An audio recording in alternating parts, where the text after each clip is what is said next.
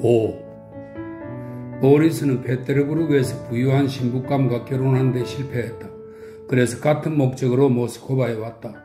모스크바에서 보리스는 가장 부유한 신부감인 줄리와 마리아 공작 영애 사이에서 망설였다. 그에게는 마리아 공작 영애가 비록 아름답지 않아도 줄리보다 더 매력적으로 보였다. 하지만 왠지 볼콘스카야에게 구애하는 게 거북했다. 지난번 노 공작의 명명일에 그녀를 만났을 때 그는 감정에 대한 이야기를 꺼내려고 계속 시도했지만 그녀는 번번이 엉뚱한 대답만 하고 그의 말은 듣지도 않는 것 같았다. 그와 반대로 줄리는 그녀만의 독특한 방식을 통해서이긴 하지만 그의 구애를 기꺼이 받아주었다. 줄리는 27살이었다. 오빠들이 죽은 후에 그녀는 아주 부유해졌다. 그녀는 이제 조금도 아름답지 않았다. 그러나 자신이 여전히 예쁠 뿐 아니라 예전보다 훨씬 더 매력적이라고 생각했다. 그녀가 이런 착각에 계속 빠져 있을 수 있었던 것은 첫째로 그녀가 매우 부유한 신부감이 되었기 때문이고 둘째로 그녀가 점점 나이 들수록 남자들에게 덜 위험한 존재가 될수록 남자들이 그녀를 좀 더 자유롭게 대했으며 아무런 의무도 떠맡지 않은 채 그녀의 집에서 열리는 저녁 식사와 야회와 활기찬 모임을 좀 더 자유롭게 즐겼기 때문이다. 10년 전이었다면 17살 아가씨가 있는 집에는 그 아가씨의 평판을 해칠까봐 또 자신이 그 속박을 당할까봐 매일 떠나드는 것을 주저했을 남자들이 이제는 매일같이 그녀의 집을 떠나들며 신부감 아가씨가 아니라 성별이 없는 지인으로 그녀를 대했다. 가라긴가의 저택은 올겨울 모스크바에서 가장 즐겁고 가장 손님 접대를 잘하는 집이었다. 가라긴가에서는 초대받은 손님들을 위한 야회와 만찬 이외에도 큰 모임, 특히 자정에 밤참을 먹고 새벽 3시까지 눌러앉아있던 남자들의 모임이 열리곤 했다. 줄리가 빠지는 무도회와 연극과 산책은 없었다. 그녀의 몸치장은 언제나 최신식이었다. 하지만 그럼에도 줄리는 모든 것에 환멸을 느낀 것처럼 보였고 누구에게나 자신은 우정도 사랑도 삶의 어떤 기쁨도 믿지 않으며 오직 저곳에서의 평안을 기다릴 뿐이라고 말했다. 그녀는 큰 환멸을 겪은 아가씨, 사랑하는 남자를 잃었거나 그 남자에게 잔인하게 배신당한 듯한 아가씨의 태도를 터득했다. 그 비슷한 어떤 일도 그녀에게 일어나지 않았지만 사람들은 그녀를 그런 아가씨로 바라보았다. 그녀 자신이 심지어 인생에서 많은 괴로움을 겪었다고 믿었다. 그녀가 즐겁게 지내는 것을 방해하지 않던 이 멜랑콜리는 그녀의 집에 오는 젊은 남자들이 유쾌한 시간을 보내는 것을 방해하지 않았다.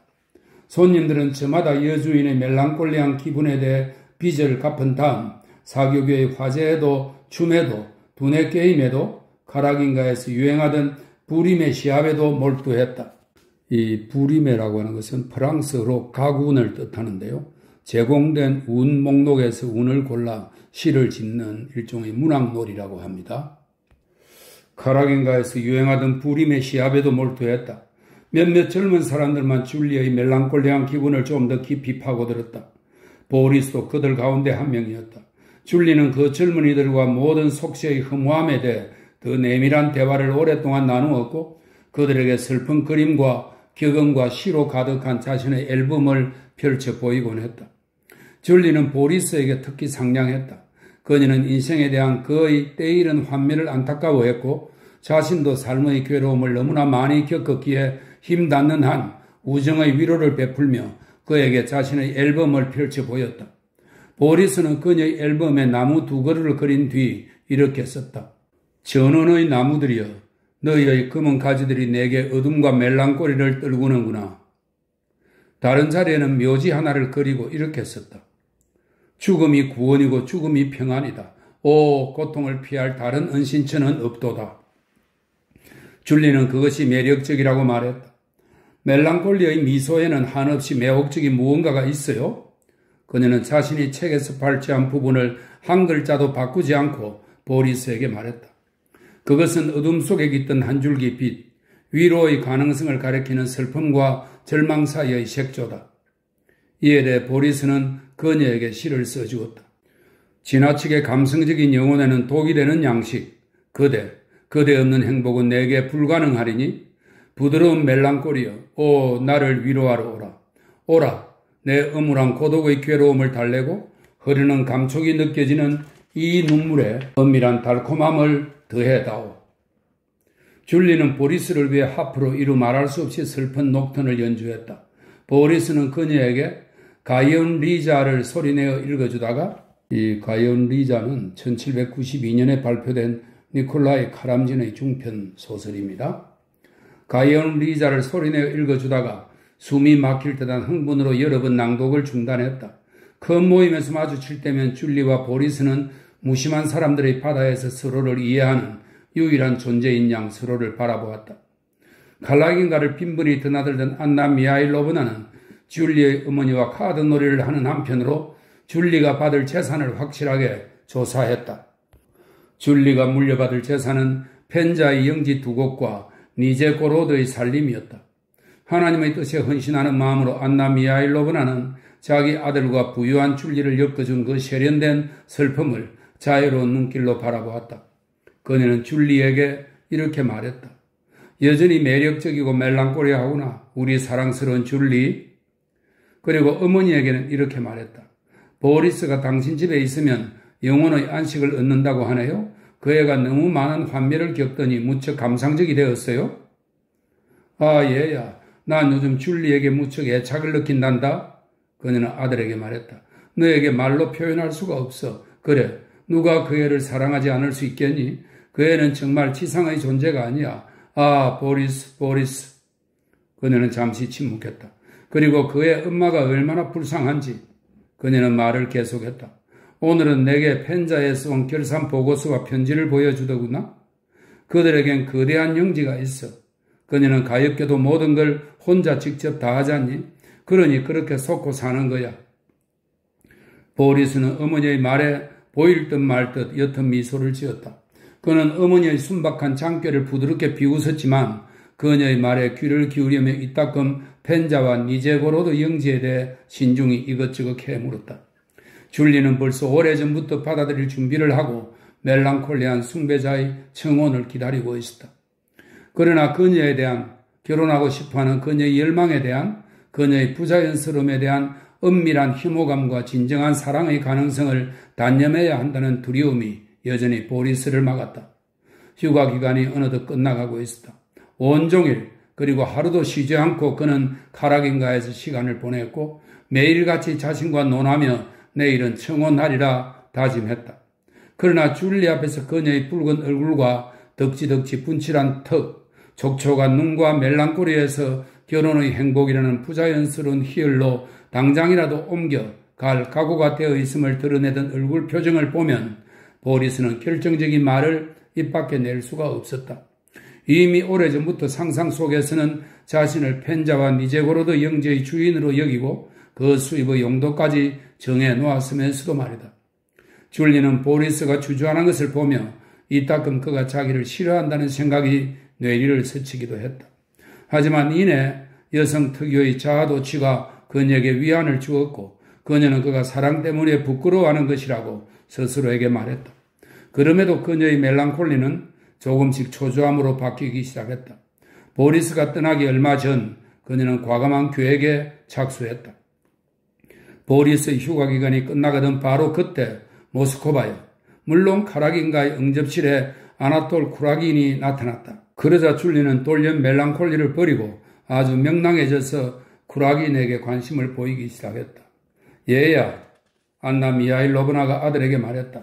믿을만한 소식통에게서 들었는데 바실리 공작이 아들을 보낸 이유가 줄리와 결혼시키기 위해서란다. 내가 줄리를 몹시 사랑하다 보니 그 애가 아쉬울 것 같구나 얘야.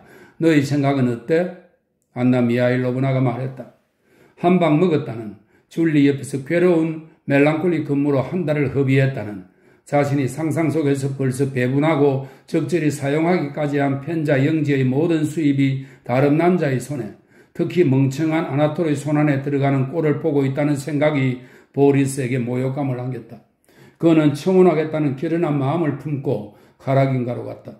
줄리는 명랑하고 무심한 표정으로 그를 맞더니 전날의 무도회에서 얼마나 즐거웠는지 태연하게 이야기하며 언제 가느냐고 물었다. 자신의 사랑을 말할 계획으로 왔으니 부드럽게 대하기로 작정했음에도 보리스는 여자의 변덕에 대해 화를 내며 말하기 시작했다. 여자들이 슬픔에서 기쁨으로 얼마나 가볍게 건너갈 수 있는지에 대해, 또 여자들의 기분은 오직 누가 자기들에게 구애하느냐에 달려 있음에 대해 말했다. 줄리는 화를 내면서 그것은 사실이라고, 여자들에게는 변화가 필요하다고, 누구든 항상 똑같은 것에는 질리기 마련이라고 말했다. 그렇다면 당신에게 충고를 할까요? 보리스는 그녀에게 독서를 던지려고 입을 열었다. 하지만 그 순간 목적을 이루지 못하고 자신의 수고만 헛되이 낭비한 채 모스크바를 떠날 수도 있다는 모욕적인 생각이 뇌리를 스쳤다. 어떤 경우에도 그에겐 결코 없던 일이다. 그는 도중에 말을 멈추고 불쾌한 짜증과 망설임이 뒤섞인 그녀의 얼굴을 보지 않으려고 눈을 내리깔면서 말했다. 결코 당신과 싸우려고 여기에 온 것이 아닙니다. 오히려 그는 말을 계속해도 될지 확인하기 위해 그녀를 흘낏 쳐다보았다. 갑자기 그녀에게서 짜증이 싹 사라지고 불안하게 갈구하는 눈동자가 탐욕스러운 기대를 드러냈다. 난 이 여자를 가끔만 만나도록 생활을 조정할 수 있어. 보리스는 생각했다. 일단 시작된 일이니 이루어져야 해. 그는 얼굴을 확 붉히고 그녀에게 눈을 들고는 말했다. 당신은 당신을 향한 내 감정을 알지 않습니까? 더 이상 말할 필요가 없었다. 줄리의 얼굴이 승리감과 자기만족으로 환하게 빛났다. 그러나 그녀는 보리스에게 이런 경우 나와야 할 말을 다 쏟아내게 했다. 그녀를 사랑한다고, 그녀보다 사랑한 여자는 결코 단 한 명도 없었다고 말하게 만들었다. 그녀는 펜자의 영지와 니제고로드의 살림에 대한 대가로 이를 요구할 수 있다는 점을 알았고 자신이 요구한 것을 받아냈다. 예비 부부는 자신들에게 어둠과 멜랑콜리를 흩뿌리던 나무들에 대해 더 이상 언급하지 않았다. 그들은 페테르부르크에 있는 화려한 저택을 다시 꾸밀 계획을 세우고 여기저기 방문하면서 화려한 결혼을 위한 모든 준비를 해나갔다. 6. 일리아 안드레이치 백작은 1월 말에 나타샤와 소냐를 데리고 모스크바에 왔다. 백작 부인은 건강이 계속 좋지 않아 길을 나설 수 없었는데 그녀가 회복되기를 마냥 기다리고 있을 수는 없었다. 그들은 모스크바에서 매일같이 안드레의 공작을 기다렸다. 그 밖에도 혼수품을 사야 했고 모스크바 근교의 영지를 매각해야 했으며 노공작이 모스크바에 있을 때를 이용해 미래의 며느리를 소개해야 했다. 로스토프가의 모스크바 저택은 난방을 해두지 않은 상태였다. 게다가 짧은 일정이었고 백작 부인도 함께 오지 않았다. 그래서 일리아 안드레이치는 모스크바에 있는 동안 오래전부터 따뜻이 맞아주겠다고 제안한 마리아 드미트리예브나 아우로시모나의 집에 머물기로 결정했다. 늦은 밤 로스토프가의 쓸매 4대가 스타라야 코뉴센나야 거리에 있는 마리아 드미트리예브나의 집안 마당에 들어섰다. 마리아 드미트리예브나는 혼자 살고 있었다. 딸은 시집 보냈고 아들들은 모두 군대에 있었다. 그녀는 여전히 거침없이 행동했고 자기 의견을 모든 사람들에게 거리낌 없이 큰 소리로 단호하게 말했다. 그 가능성을 용납하지 않던 다른 사람들의 온갖 약점과 욕망과 열정을 자신의 온 존재로 비난하는 것 같았다. 이른 아침부터 그녀는 카차베이 칼을 걸치고 집안 살림을 돌보았고 주길마다 아침 예배를 보러 가고 예배 후에는 감옥들에 갔다. 누구에게도 말하지 않던 일들이 그곳에서 있었다. 평일에는 옷을 입고 나서 매일같이 그녀를 찾아오던 다양한 계층의 청원자들을 집에서 맞은 뒤에 만찬을 들었다. 풍족하고 맛있는 만찬 자리에는 언제나 서너 명의 손님이 있었다.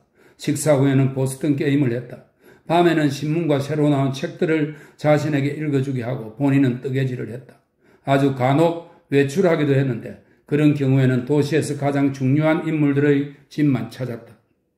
로스토프가 사람들이 도착하고 현관방문이 도르래 위에서 삐걱거리며 추위에 들던 로스토프가 사람들과 그 하인들을 안으로 들일 때 그녀는 아직 잠자리에 들지 않은 상태였다. 마리아 드미트리예브나는 안경을 코에 걸치고 고개를 뒤로 젖힌 채 홀 문가에 서서 들어오는 사람들을 엄하고 성난 표정으로 바라보았다. 그녀가 그때 손님들과 그들의 물건을 어느 방으로 들일지 하인들에게 꼼꼼히 지시하지 않았다면 그녀가 손님들에게 격분해서 당장 내쫓을 것이라고 생각할 수 있었을 것이다. 백작의 것인가? 이쪽으로 갖다 놓게. 그녀는 누구와도 인사를 나누지 않고 여행 가방들을 가리키며 말했다. 아가씨들은 여기 왼쪽으로. 아니, 너희들은 뭘 알랑거리고 있어? 그녀가 하녀들에게 고함쳤다. 사모바르를 떼워 통통해지고 예뻐졌구나. 그녀는 추위로 얼굴이 발그레해진 나타샤의 모자를 잡아 끌어당기며 말했다. 이런 몸이 차구나. 얼른 외투를 벗게. 그녀는 손에 입을 맞추려고 다가오려던 백작에게 소리쳤다. 아마 몸이 꽁꽁 얼었을 게야. 럼주가 든 차를 들여. 소누시카 봉주르. 그녀는 프랑스 인사말로 소냐에 대한 다소 경멸이 섞인 다정한 태도에 미묘한 느낌을 더하며 그녀에게 말했다. 다들 외투를 벗고 길을 오느라 흩어진 옷 매무새를 단정히 한 후 차를 마시러 오자 마리아 드미트리예브나는 모두에게 차례로 입을 맞추었다. 자네들이 와서 내 집에 머물러주니 진심으로 기쁘네. 그녀가 말했다. 진작 왔어야지. 그녀는 나타샤를 의미심장하게 쳐다보며 말했다. 그 노인네는 여기 있네. 매일매일 아들을 기다리고 있지. 그와 친해져야 해. 그래야만 해. 그래, 이 문제는 나중에 얘기하지. 그녀는 소녀 앞에서 이 문제는 말하고 싶지 않다는 뜻을 드러내던 눈길로 그녀를 돌아보고 덧붙였다. 자, 들어보게. 그녀는 백작을 돌아보았다. 내일 자네는 무엇을 해야 하나? 누굴 부르러 사람을 보낼 텐가? 신신? 그녀는 손가락 하나를 꼽았다. 울보 안나 미하일러브나 둘이군. 그녀는 아들과 이곳에 있네. 아들 녀석이 결혼하거든. 그 다음에는 베즈오프를 부를 건가? 그도 이곳에 아내와 함께 있네. 그는 아내에게서 도망쳐 왔는데 그녀가 그를 쫓아 달려왔지. 그는 수요일에 내 집에서 식사를 했네. 아, 저 애들을 내일 이베르스카야 예배당에 데려가겠네. 그녀는 아가씨들을 가리키며 말했다. 그 다음에는 오베르 쉘마에게도 들를 걸세. 아마 다 새로 장만하겠지. 날 따라하지 말거라. 요즘은 소매가 이 모양이라니까. 며칠 전에 젊은 이리나 바실리예브나 공장영애가 우리 집에 왔지. 보는 게 끔찍했어. 양팔에 작은 나무통을 하나씩 끼고 있는 꼴이었단다. 정말 요즘은 자고 나면 새로운 유행이 나온다니까. 그래, 자네는 볼 일이 뭔가? 그녀는 엄한 표정으로 백작을 돌아보았다. 일이 갑자기 한꺼번에 몰렸습니다. 백작이 대답했다. 넉마도 사야 하고 이때의 넉마는 여성의 성장을 익살스럽게 표현한 것이라고 합니다. 넉마도 사야 하고 마치 모스크바 근교의 영지와 저택을 사겠다는 사람도 있었어요. 제게 친절을 베풀어 주신다면 때를 골라 하루 일정으로 마린 스퀘어에 다녀올까 합니다. 얘들은 당신에게 던져놓고요. 좋네, 좋아. 우리 집에 있으면 아무 일 없을 거야. 우리 집은 후원위원회 같은 곳이니까 이 애들이 가야 하는 곳에 내가 데리고 가겠네. 꾸짖고 예뻐해 주지. 마리아 드미트리예브나는 대녀인 나타샤의 뺨을 큰 손으로 가볍게 어루만지며 말했다. 다음 날 아침 마리아 드미트리예브나는 아가씨들을 이베르스카야 예배당으로 마담 오베르 살메에게로 실어 날랐다. 이 마담 오베르 살메는 당시 모스크바에서 큰 인기를 누린 양장점 주인입니다. 마담 오베르 살메에게로 실어 날랐다. 그녀는 마리아 드미트리예브나를 너무나 무서워해서 오로지 얼른 쫓아내겠다는 생각으로 늘 손해를 보며 옷을 넘겼다. 마리아 드미트리예브나는 그의 모든 혼수품을 주문했다. 집에 돌아오자 그녀는 나타샤를 제외한 모두를 방에서 내쫓고 사랑하는 아이를 자기 안락 의자로 가까이 불렀다. 자, 이제 얘기해보자. 약혼자가 생긴 걸 축하한다. 훌륭한 젊은이를 손에 넣어서 너 때문에 기뻐구나. 난 그 애를 이만할 때부터 그녀는 바닥에서 아르신 높이를 가리켰다. 이만할 때부터 알아. 나타샤는 기쁨으로 얼굴을 붉혔다. 난 그와 그의 가족들 모두를 사랑해. 자, 잘 들으라. 니콜라이 공장 영감이 아들이 결혼하는 걸 몹시 달가워하지 않는 건 너가 잘 알지. 완고한 노인네야. 물론 안드레의 공작은 어린애가 아니니 그 문제에 아버지의 허락 없이도 잘 해결되겠지. 하지만 뜻을 거스리며 가족이 되는 것은 좋지 않아. 평화롭게 애정으로 해결해야 해. 넌 똑똑한 아이니까 바람직하게 잘 해나갈 거야. 똑똑하게 잘 풀어나가거라. 그럼 다 잘 될 거야. 나타샤는 입을 다물고 있었다. 마리아 드미트리예브나는 수줍었으라고 생각했지만 사실 나타샤는 자신과 안드레이 공작의 사랑 문제를 간섭받는 것이 불쾌했다.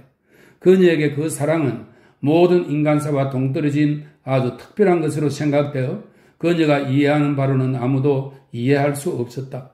그녀는 안드레이 공작 한 사람만을 사랑하고 알았다. 그는 그녀를 사랑함으로 조만간 와서 그녀를 데려가야 했다. 그것 말곤 그녀에게는 더 이상 아무것도 필요하지 않았다. 보다시피 난 오래전부터 그를 알아. 너희 시누이 마센카도 사랑한다. 시누이는 몽둥이라고 하지만 그 애는 파리 한 마리도 괴롭히지 않아. 그 애가 나에게 너를 만나게 해달라고 부탁했어. 너는 내일 아버지와 함께 그 애를 만나러 가게 될 거다. 예쁘게 귀여움을 떨고 와. 넌 그 애보다 어리지 않니? 너 약혼자가 돌아올 때면 넌 이미 시누이와 시아버지를 잘 알고 그들의 사랑을 받고 있을 거야. 그렇지 않니? 그러는 편이 낫겠지? 낫겠죠? 나타샤는 마지못해 대꾸했다. 7. 다음 날 일리아 안드레이치 백작은 마리아 드미트리예브나의 조언에 따라 나타샤와 함께 니콜라이 안드레이치 공작을 찾아갔다. 백작은 즐겁지 않은 기분으로 이 방문을 준비했다. 두려운 마음이었다. 민병대를 편성할 때의 마지막 만남이 백작의 기억에 남아 있었던 것이다. 그때 백작은 만찬 초대에 대한 답으로 인원 부족을 나무라는 불같은 질책을 들었다. 그와 반대로 나타샤는 가장 좋은 입고 더할 나위 없이 즐거운 기분에 젖어 있었다. 그 사람들이 날 사랑하지 않을 리 없어. 그녀는 생각했다. 모두가 날 사랑해 주었잖아. 나도 그 사람들을 위해 그들이 바라는 것은 무엇이든 할 준비가 되어 있어. 그의 아버지고 여동생이니까 그들을 사랑하겠다는 각오도 했고, 그러니 그들이 날 사랑하지 않을 이유가 없어. 그들은 버저드비젠카 거리에 있는 음침한 고택에 도착해서 현관으로 들어갔다. 주여 축복하소서. 백작은 농담 반 진담 반으로 중얼거렸다. 그러나 나타샤는 아버지가 현관방에 들어가며 허둥대기 시작하더니 공작과 공작영애가 집에 있는지 소심하게 조용히 묻는 것을 보았다. 그들의 방문에 공작의 하인들이 당황했다. 그들의 방문을 알리러 달려가던 하인은 홀에서 다른 하인에게 제지를 받았고 두 사람은 무언가에 대해 수군거렸다. 또 젊은 하인이가 홀로 뛰어나와 공작영애를 언급하며 황급히 뭐라고 말했다. 마침내 성남 표정의 늙은 하인이 나와서 공작은 응대할 수 없고 공작영애가 손님들을 자기 방으로 청했다고 로스토프 부녀에게 알려주었다. 마드모아젤 브리엔이 가장 먼저 나와 손님을 맞았다. 그녀는 매우 정중하게 아버지와 딸을 맞이한 뒤 공작영애에게 안내했다. 공작영애는 붉은 반점에 뒤덮인 흥분과 두려움이 어린 얼굴로 무거운 걸음을 옮기며 달려나와 손님을 맞으면서 격이 없이 친절한 태도를 보이려고 애썼다. 마리아 공작영애는 첫눈에 나타샤가 마음에 들지 않았다. 그녀의 눈에 나타샤는 지나치게 화려하고 경박할 정도로 명랑하고 허영에 찬 것으로 보였다. 나타샤의 아름다움과 젊음과 행복에 대한 무의식적인 질투와 오빠의 사랑에 대한 시샘으로 자신이 미래의 올케를 만나기 전부터 이미 반감을 품었다는 것을 마리아 공작영애는 알지 못했다. 나타샤를 향한 억누를 숨는 반감 외에도 그 순간 마리아 공작영애가 흥분한 이유는 또 있었다. 로스토프 부녀의 방문을 보고 받았을 때 공작이 자기는 그들을 만날 필요가 없다고, 만약 마리아 공작영애가 원한다면 맞이하게 내버려 두겠지만 자기 방에는 들여보내지 말라고 소리쳤던 것이다. 마리아 공작영애는 로스토프 부녀를 맞이하기로 결심했지만 그들의 방문에 흥분한 공작이 무슨 무리한 행동을 하지는 않을까 매 순간 마음을 졸였다. 친애하는 공작영애, 노래에 환장한 내 딸아이를 이렇게 데려왔습니다. 백작은 한 발을 뒤로 빼고 정중히 인사하면서 노공작이 들어올까봐 두려운 듯 불안하게 주위를 두리번거리며 말했다. 두 사람의 인사를 나누게 되어 무척 기쁩니다. 공작의 몸이 계속 안 좋으시다니 유감입니다. 유감이에요. 그는 상투적인 말을 몇 마디 더 늘어놓은 후 자리에서 일어섰다. 공작영애, 15분 동안 우리 나타샤를 맡겨도 좋다면 나는 여기서 두 발짝 떨어진 소바치아 폴로샤카의 안나 셰메노브나에게 다녀올까 합니다. 일리아 안드레이치가 이 외교적 술책을 국내에낸 것은 나중에 딸에게 말했듯이 미래의 시누이에게 올케와 서로 얘기할 기회를 주기 위해서였고, 또한 자신이 두려워하던 공작과 마주칠 가능성을 피하기 위해서였다. 그는 이 사실을 딸에게 말하지 않았지만 나타샤는 아버지의 두려움과 불안을 깨닫고 모욕감을 느꼈다. 그녀는 아버지 때문에 얼굴을 붉혔고 자신의 얼굴을 붉힌 것 때문에 더 화가 났다. 그래서 자신은 아무도 두려워하지 않는다고 말하던 대담하고 도전적인 시선으로 공작영애를 쳐다보았다. 공작영애가 백작에게 자신은 무척 기쁘며 안나 셰메노브나 댁에 더 오래 계셔 주시기만을 부탁드린다고 말하자 일리아 안드레이치는 떠났다. 나타샤와 단둘이 대화를 나누기를 바라던 마리아 공작 영애가 불안한 눈길을 던지는데도 마드모아젤 부리에는 방에서 나가지 않고 모스코바의 오락거리와 연극 얘기를 꿋꿋하게 이어나갔다. 나타샤는 현관방에서 일어난 소동과 아버지의 불안과 그녀가 느끼기에 은혜를 베풀어 자신을 맞아준 것 같은 공작 영애의 부자연스러운 태도에 모욕을 느꼈다. 그래서 모든 것이 불쾌했다. 그녀는 마리아 공작 영애가 마음에 들지 않았다. 나타샤가 보기에 그녀는 너무 못생기고 위선적이고 무뚝뚝한 것 같았다. 나타샤는 갑자기 정신적으로 움츠러들어 자기도 모르게 될 대로 되라는 태도를 취했고 그 바람에 그녀와 마리아 공작 영애 사이가 더욱 벌어지고 말았다. 괴롭고 위선적인 대화가 5분간 이어진 후 슬리퍼를 신은 발걸음이 빠르게 다가오는 소리가 들렸다.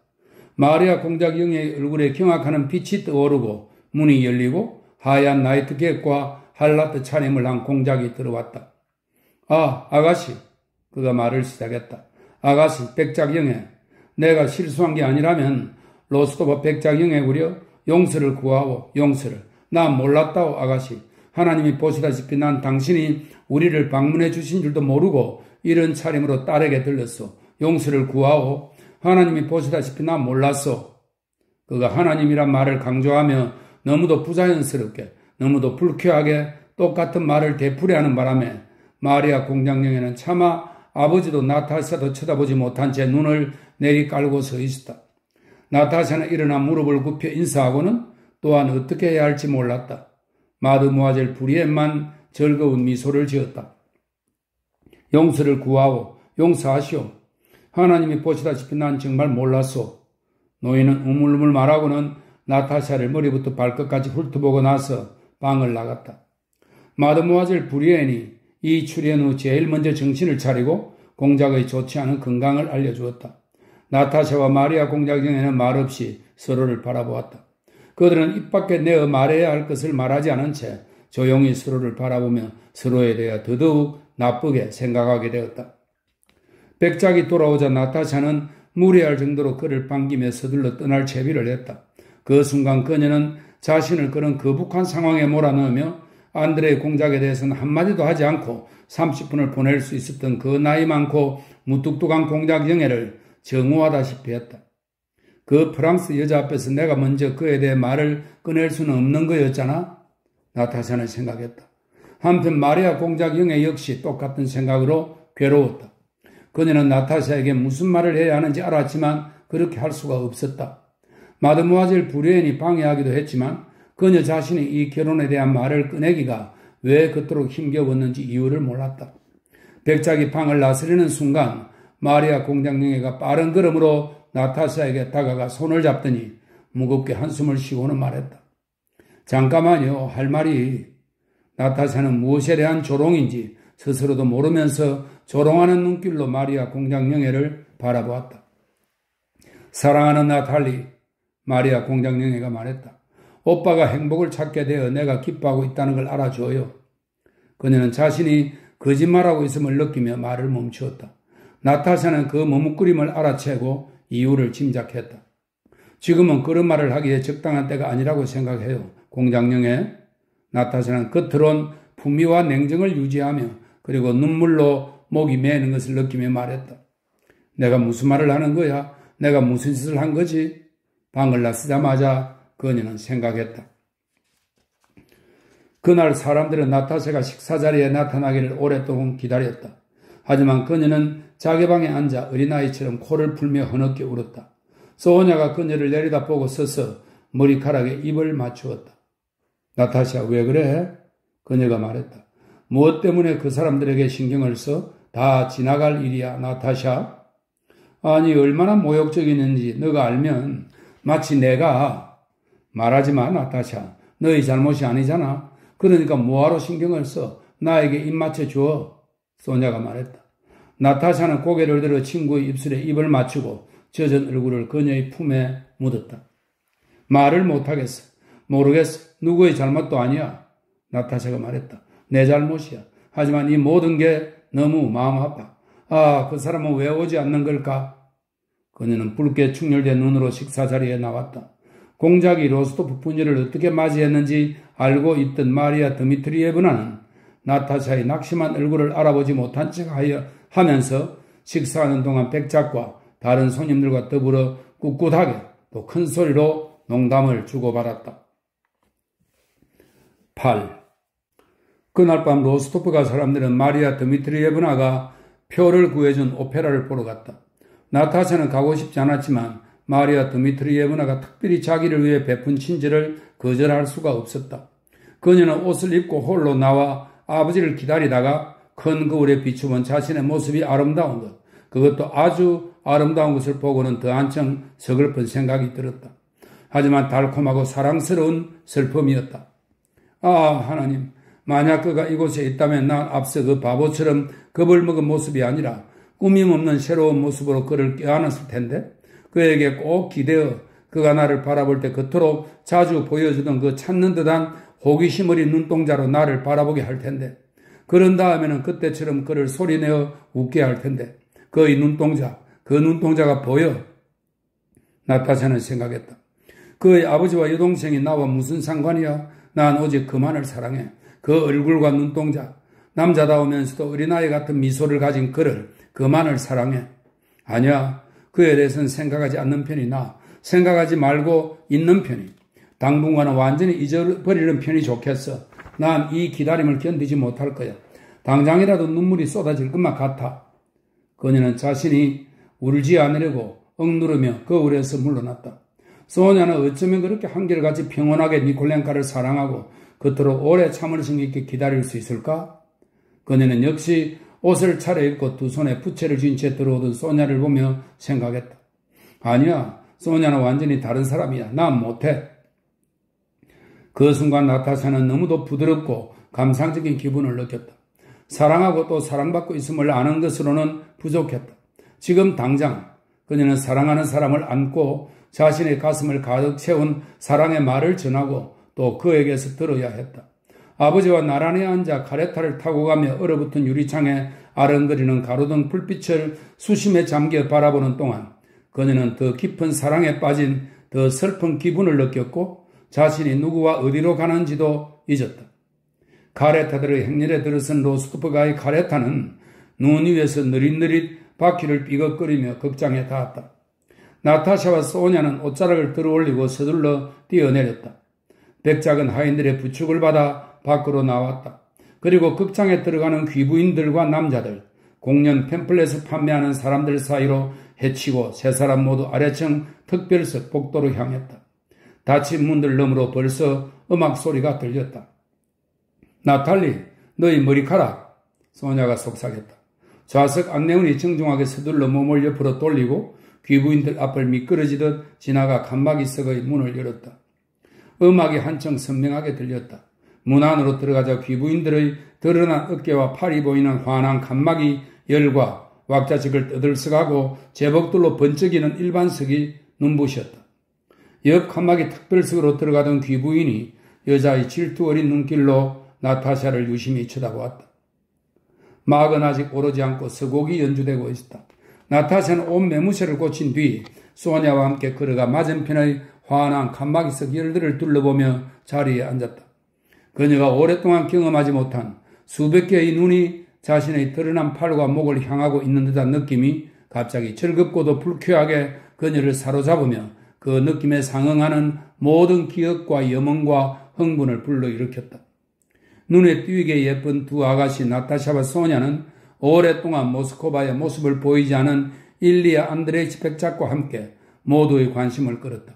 게다가 다들 나타샤와 안드레이 공작의 약혼에 대해 어렴풋이 알았고 그 이후 로스토프가가 시골에서 지냈다는 것도 알고 있어 러시아에서 최고로 손꼽히는 신랑감 가운데 한 명의 약혼녀를 호기심 어린 눈길로 바라보았다. 모두가 그녀에게 말했듯이 나타샤는 시골에 있는 동안 더 예뻐졌는데 이날 저녁에는 흥분한 상태라 유난히 더 예뻤다.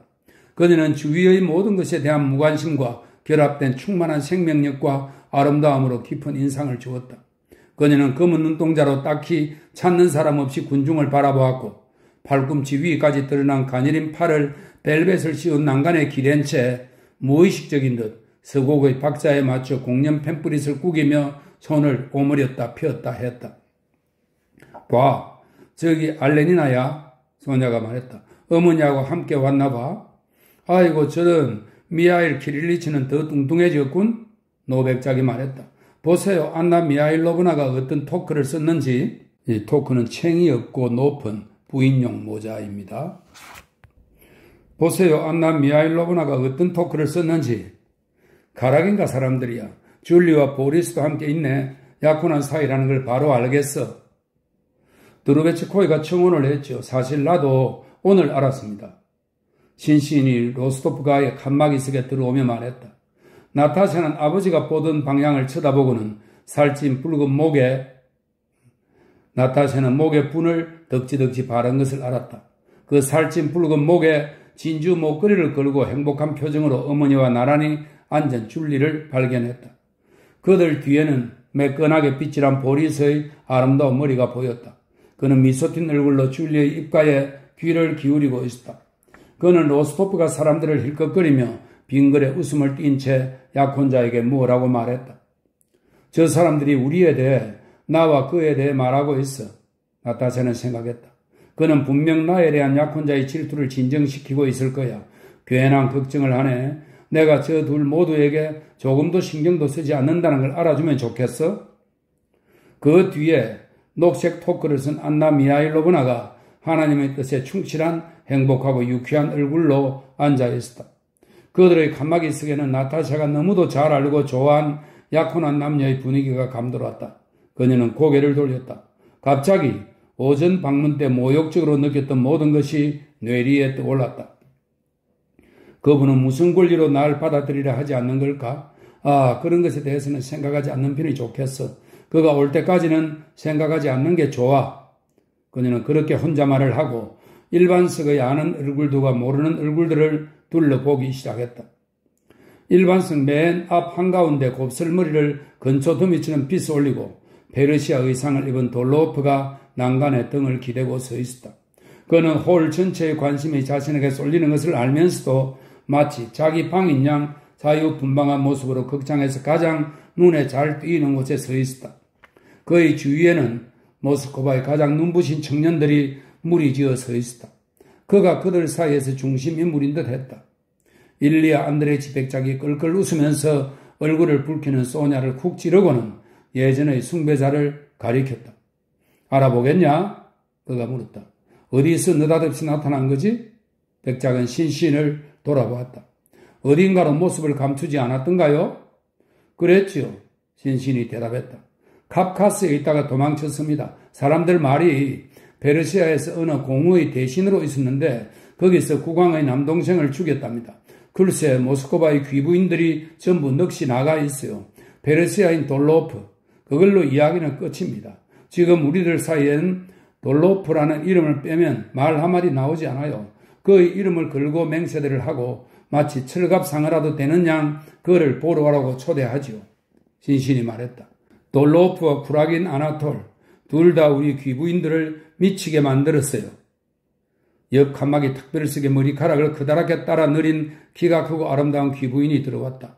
하얗고 풍만한 어깨와 목덜미를 훤히 드러내고 목에는 두 줄로 된 굵은 진주 목걸이를 걸었다. 그녀는 풍성한 실크 드레스를 바스락거리며 한참 시간을 들인 후 자리를 잡았다. 나타샤는 자기도 모르게 그 목, 어깨, 진주 목걸이, 머리 모양을 쳐다보며 어깨와 진주 목걸이의 아름다움에 감탄했다. 나타샤가 두 번째 쳐다보았을 때 귀부인이 고개를 돌렸고 일리아 안드레이치 백작과 눈이 마주치자 고개를 끄덕이며 생긋 웃었다. 피에르의 아내 베주호바 백작 부인이었다. 사교계의 모든 사람을 알던 일리아 안드레이치는 그녀 쪽으로 몸을 기울이고 말을 꺼냈다. 이곳이 온 지 오래되었습니까, 백작 부인? 그가 말했다. 내가 가지요. 내가 가서 당신의 작은 손에 입을 맞추겠습니다. 나는 일 때문에 왔습니다. 딸아이들도 데리고 왔지요. 사람들 말로는 셰미오노바가 아주 잘한다면서요? 이 셰미오노바는 당시 오페라 가수로 유명했던 배우입니다. 셰미오노바가 아주 잘한다면서요? 일리아 안드레이치가 말했다. 표토르 키릴로비치 백작은 우리를 한 번도 잊은 적이 없지요. 그 사람도 여기 왔습니까? 네, 거기도 들르고 싶어 했어요. 엘렌은 이렇게 말하고 나타샤를 유심히 바라보았다. 일리아 안드레이치 백작은 다시 자리에 앉았다. 정말 예쁘지? 그가 나타샤에게 소곤거리며 말했다. 경이로워요. 나타샤가 말했다. 푹 빠질만 해요. 그때 스곡의 마지막 화음이 울렸고 지휘자가 봉을 탁탁 두드렸다. 늦게 온 남자들이 일반석 자리로 갔고 막이 올라갔다. 막이 오르자마자 칸막이석과 일반석이 모두 조용해졌다. 늙고 젊은 제복을 입고 연미복을 입은 모든 남자들과 훤히 드러난 몸에 보석을 걸친 모든 여자들이 탐욕스러운 호기심을 품고 모든 주의를 무대로 돌렸다. 나타샤도 무대를 바라보았다.